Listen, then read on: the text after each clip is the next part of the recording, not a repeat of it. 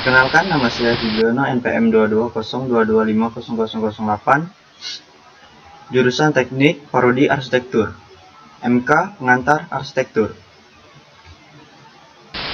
Hari ini saya akan membahas materi tentang apa itu arsitektur, mengenal dunia arsitektur, dan estetika dalam arsitektur. 1. Atau part 1. Apa itu arsitektur? Arsitektur adalah seni atau praktik perancangan dan pembangunan struktur dan konstruksi bangunan. Dalam arti yang lebih luas, arsitektur dapat mencakup merancang dan membangun keseluruhan lingkungan binaan level makro, misalnya perencanaan kota, tidak hanya satu bangunan, dan pelengkapnya saja. Mangun Wijaya dan Wastu Citra 1995 halaman 12 mengungkapkan bahwa arsitektur berasal dari bahasa Yunani, arsi, dan tektun. Arsi berarti yang asli, yang utama, yang awal, sementara tektun berarti kokoh, tidak roboh atau stabil. Maka arsitektur berarti orisinal dan kokoh. Pengertian arsitektur menurut para ahli. Tentunya arsitektur juga memiliki pengertian yang berbeda, namun biasanya masih searah. Pemikiran berdasarkan masing-masing pendapat ahli di bawah ini adalah beberapa pengertian-pengertian arsitektur lainnya menurut para ahli. 1. Marcus Polio Petropius. 2. Bernhard C.L. dan Justins. 3. Robert Goodman. 4. Francis D. Kaching. 5. Colville. 6. Amos Rapoport. Pertama, Marcus Polio Petropius, bapak arsitektur dunia yang dikenal lewat The Architecture, ini menyatakan bahwa arsitektur adalah sebuah kekuatan atau kekokohan, firmitas, keindahan atau estetika, venustas, dan kegunaan atau fungsi utilitas. Selain itu, arsitektur juga merupakan ilmu yang timbul dari ilmu-ilmu lainnya, serta dilengkapi dengan proses belajar. Salah satu cara cabang ilmu yang mesti dipelajari dalam menelaah arsitektur adalah ilmu filsafat, terutama rasionalisme, empirisme, fenomenologi, strukturalisme, poststrukturalisme, dan dekonstruktivisme. Semua hasil karya yang dihasilkan arsitektur adalah suatu karya seni. 2. Bernhard C.L. dan Justins.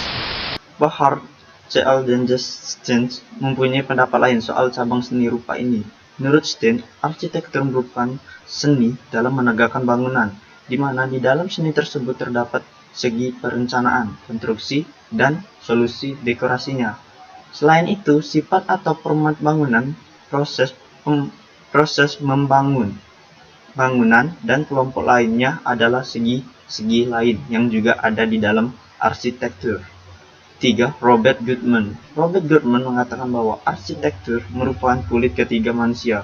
Goodman juga mengatakan bahwa arsitektur adalah suatu lingkungan produksi yang tidak hanya menjembati manusia dan lingkungan, tetapi juga sebagai wahana ekspresi kultural untuk mengatur kehidupan jasmani psikologis. 4. Francis D. Kaching, profesor emeritus di Universitas Washington, ini mempunyai definisi tersendiri mengenai salah satu cabang seni terapan ini. Ching mengatakan bahwa arsitektur merupakan kegiatan menyusun suatu tautan yang mempersatukan ruang, bentuk, kiat, dan fungsi. 5. Claudel. Arsitektur merupakan suatu hal yang personal, mengasihkan, dan membutuhkan pengalaman. Arsitektur juga merupakan hasil resepsi dan penghargaan manusia terhadap ruang dan bentuk. Ada 3 bentuk empiris arsitektur menurut Claudel, yaitu aspek fisikal, emosional, keperluan intelektual. 6. Amos Rapoport. Amos Rapoport mengatakan bahwa arsitektur merupakan ruang lokasi hidup manusia yang bukan hanya sekedar fisik, tetapi juga menyangkut pranata kebiasaan dasar. Pranata tersebut antara lain tata atur kebiasaan dan sosial masyarakat dan turut diwadahi dan mempengaruhi arsitektur. Dan masih banyak lagi pendapat para ahli lainnya. Lanjut part 2. Mengenal dunia arsitektur. Arsitektur mencakup merancang dan membangun seluruh lingkungan binaan, mulai dari level makro yaitu perencanaan kota, arsitektur landscape, hingga ke level mikro yaitu desain bangunan, desain perabot, dan desain produk. Arsitektur sendiri merupakan seseorang yang bekerja dengan lisensi khusus dalam pekerjaannya. Hal tersebut dapat ditempuh lewat pendidikan, pengalaman, dan juga sertifikasi tanda lulus uji coba. Dan arsitektur merupakan orang yang mempelajari sebuah ilmu arsitektur, sedangkan arsitektur sendiri merupakan ilmu yang mempelajari mengenai perancangan bangunan. Menurut laman Masterclass, arsitek adalah seorang profesional yang bertugas untuk merencanakan desain bangunan.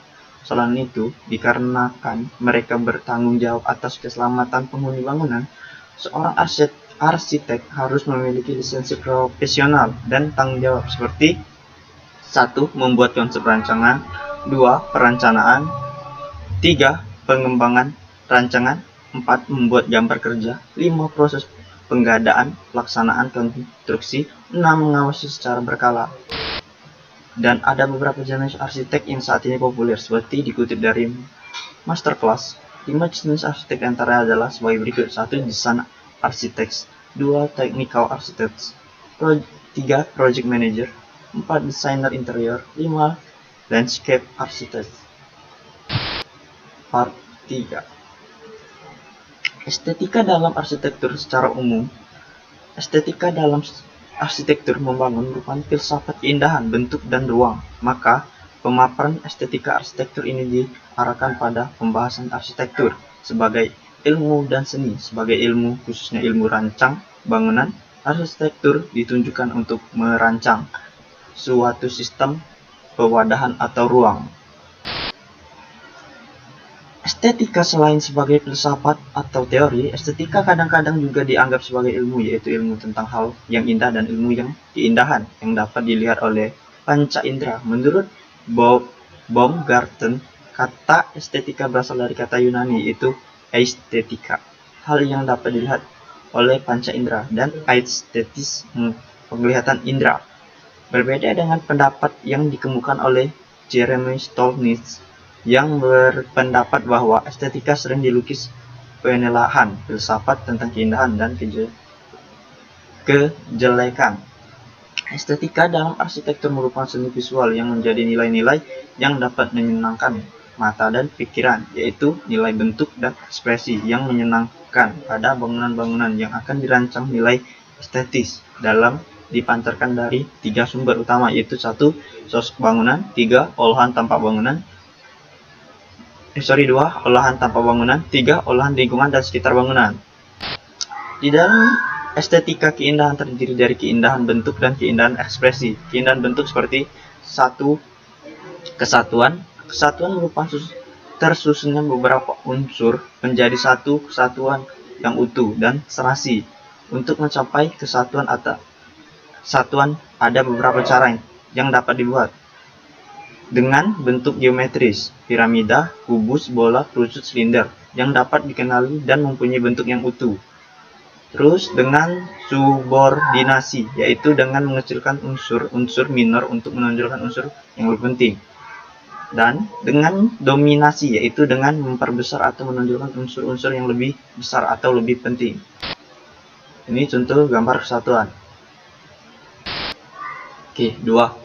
Keseimbangan adalah suatu nilai yang ada pada setiap objek yang daya tarik visualnya di kedua sisi pusat daya tarik seimbang. Keseimbangan terdiri atas 2 bagian, itu 1. Bentuk keseimbangan simetris yang cocok untuk bangunan dengan fungsi yang sama tetapi terbagi 2. Bentuk keseimbangan asimetris, namun keseimbangan ini sangat rumit. 3. Komposisi. Komposisi merupakan susunan dari beberapa unsur yang tersusun secara seimbang dan serasi, seperti contoh gambar di bawah ini. Oke. 5. Irama. Irama dalam seni visual adalah pengulangan ciri secara sistematis dari unsur-unsur yang mempunyai hubungan yang dikenal. Hal-hal yang membentuk irama antara lain pengulangan bentuk yang sama muncul berulang kali, irama progresif, tidak ada bentuk yang sama atau jarak yang sama yang diulang, irama terbuka dan tertutup, pengulangan bentuk yang sama ditambah dengan penutup oleh tanda yang pasti, irama terbuka, pengulangan bentuk yang diberikan awalan dan akhiran. 5. Urut-urutan. Urutan adalah peralihan atau perubahan pengalaman. Urutan-urutan dalam pindahan yaitu awal persiapan untuk menghadapi apa yang akan dialami, terus pengarahan tidak mutlak harus ada, dan klimaks pengakhiran biasa terletak pada sumbu. Sekian, terima kasih atas pemaparan saya. Saya akhiri. Assalamualaikum warahmatullahi wabarakatuh. Tangan nih.